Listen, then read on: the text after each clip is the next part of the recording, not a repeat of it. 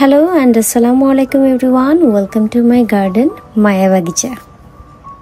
তো প্রথমেই বলে রাখি, আমার এই ভিডিওটা অনেক আগের করা। তখন আমি একদম নতুন মানে আমার এই ব্যালকনি বাগানটা মাত্রই শুরু করেছি। তো এখনো ঠিক মতো টব কেনা হয়নি। যা যা আমার ঘরে ছিল সেগুলোতেই কোনো রকমের গাছগুলোকে আমি সেট আপ করেছিলাম।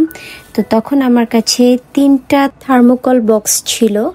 তো আমার এই ছোট ছোট প্লাস্টিকের যে বক্সগুলো সেগুলো অনেক ছোট হয়ে যাচ্ছিল গাছের জন্য।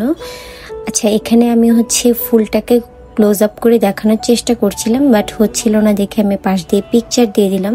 এনিওয়ে, তো যেটা বলছিলাম, আমার বক্সগুলো অনেক ছোট হয়ে গেছে। মানে এগুলো প্লাস্টিকের যে ওয়ান টাইম বক্স ছিল সেগুলোতেই আমি আপাতত গাছ বুনেছিলাম, কিন্তু এগুলোও ছোট হয়ে যাচ্ছিল।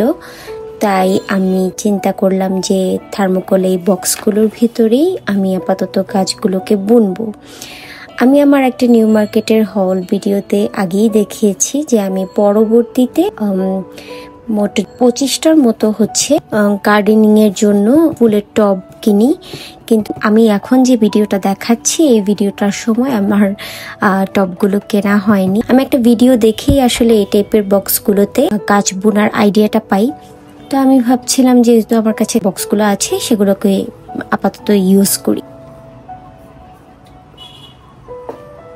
তো এই ব্যাক স্টোরি এই থার্মোকল বক্স ইউজ করার। তো প্রথমে আমি ওই আগের যে প্লাস্টিক বক্স আছে ওখান থেকে মাটিটা আলগা করে এখানে রেখে দিলাম। দেন আমার কাছে অনেকগুলো শুকনো সবজি আর ফলের খোসা রয়েছে। যখন থেকেই আমি গাছ পালার ইচ্ছা করেছি তখন থেকেই আমি আমার সমস্ত সবজির খোসা, ফলের খোসা এগুলোকে সংরক্ষণ করে রাখি, যাতে মাটির সাথে মিক্সড করে দেয়া যায়। তো আমি এখানে এটাই চেষ্টা করছিলাম, মাটির সাথে শুকনো এই খোসাগুলোকে মিশিয়ে দেওয়ার জন্য। যখন আমি প্ল্যান্টার চেঞ্জ করি বা মাটি চেঞ্জ করি আমার গাছের জন্য, তখনই ডিমের খোসার গুঁড়ো আর এই সবজির খোসার গুঁড়োটাকে মিশিয়ে দেওয়ার ট্রাই করি।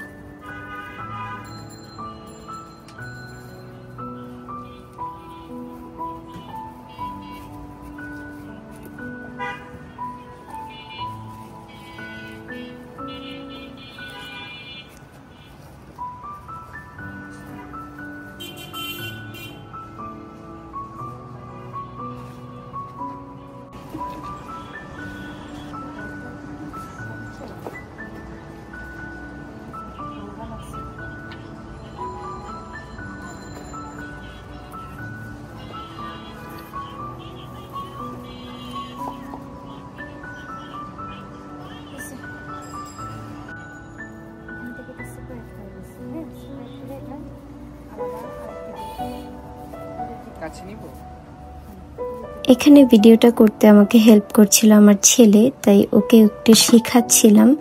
যদি গাছগুলো যখন বড় হতে শুরু করে তখন কিন্তু গাছ নিজে থেকেই আলাদা আলাদা করে সেপারেট করে দেয় অনেকগুলো গাছকে। তো আমি সেই গাছের কথাই বলছিলাম যে যদি সেপারেট হয়ে যায় আপনি আলাদা করে সেপারেট করে ফাঁকা ফাঁকা করে গাছ বোনার চেষ্টা করবেন। দেন আমি আরেকটা থার্মোকল বক্সে এবার আমি আগে থেকেই শুকনো যে খোসাগুলো ছিল সেগুলোকে বিছিয়ে নিচ্ছি, তার উপরে আমি মাটিটাকে দেব।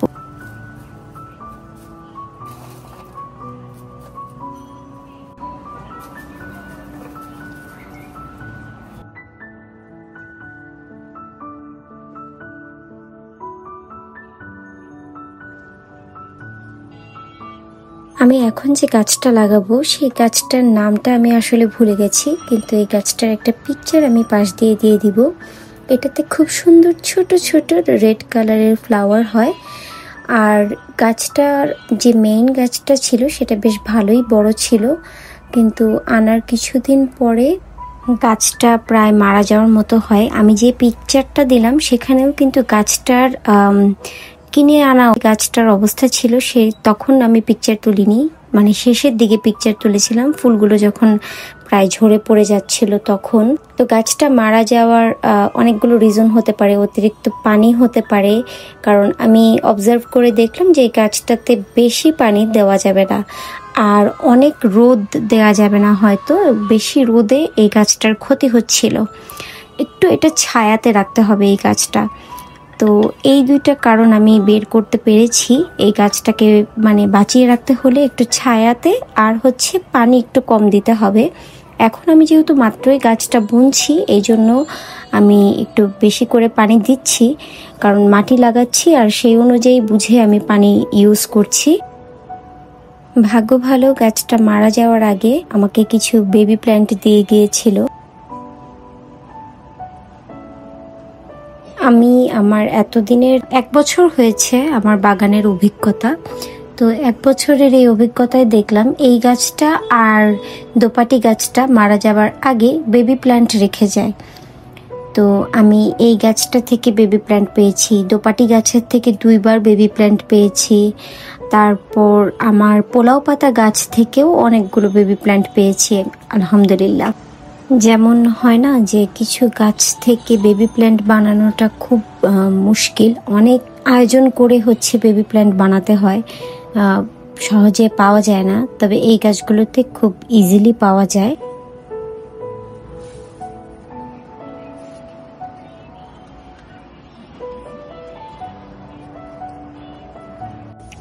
দেন নেক্সট আমি যে গাছটা লাগাবো এটা হচ্ছে পোলাও পাতা। এটা আমার পোলাও পাতা গাছ। আমি একটা 30 টাকার মেলা থেকে প্রায় 25টার মতো গাছ কিনে নিয়ে আসি, সেখানে এই পোলাও পাতা গাছটাও ছিল।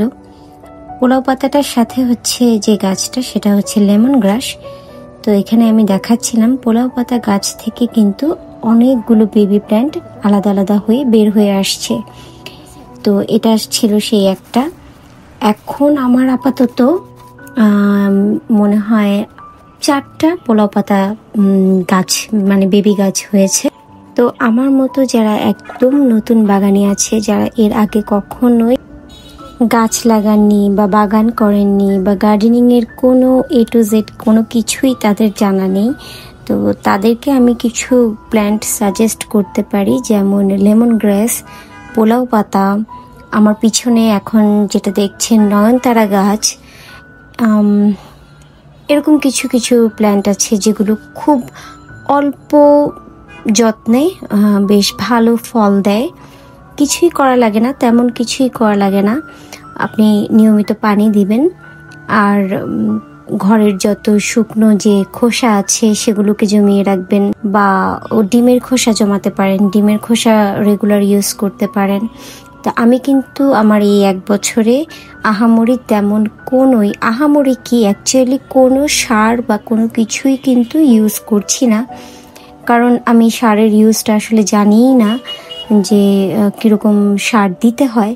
হয়তো আমি ঘাটাঘাটি করলে কিছুটা বের করতে পারবো, কিন্তু আমি চাচ্ছি না যে সার বা এই টাইপের কোনো কিছু দিয়ে আমার গাছগুলোকে গ্রো করতে। আমি ন্যাচারালি যতটুকু পারি অতটুকু আমি গ্রো করব আমার গাছগুলোকে। আমার গাছের সবচেয়ে মেইন একটা ইনগ্রিডিয়েন্টস আছে, সেটা আমি পরে জানাবো, সবার শেষে, ভিডিও শেষে জানাবো যে কোন জিনিসটা ইউজ করলে রেগুলার আপনার সারেরও প্রয়োজন হবে না। আলহামদুলিল্লাহ গাছ এমনিতেই বেশ ভালো ফল দিবে আপনাকে। তো আমার 3টা গাছই লাগানো শেষ। আর এখানে হচ্ছে আমার প্রথম দিককার যে গাছগুলো ছিল, যেমন এটা আমার শিউলি গাছ।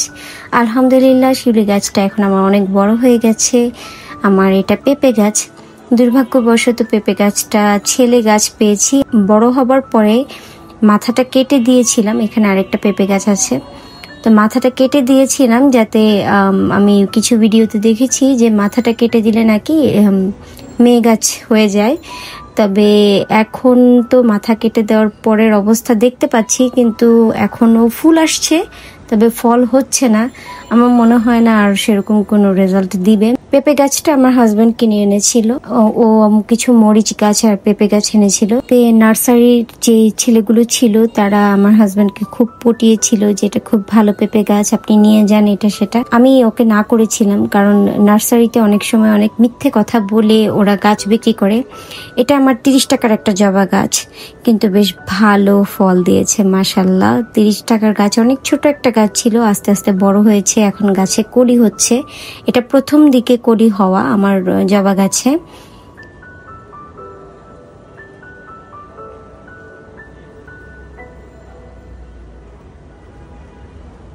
দেন হচ্ছে এখানে আরেকটা নয়নতারার ডাল বুনে দিয়েছিলাম। নয়নতারার ডাল বুনে দিলে নয়নতারা গাছ হয় না।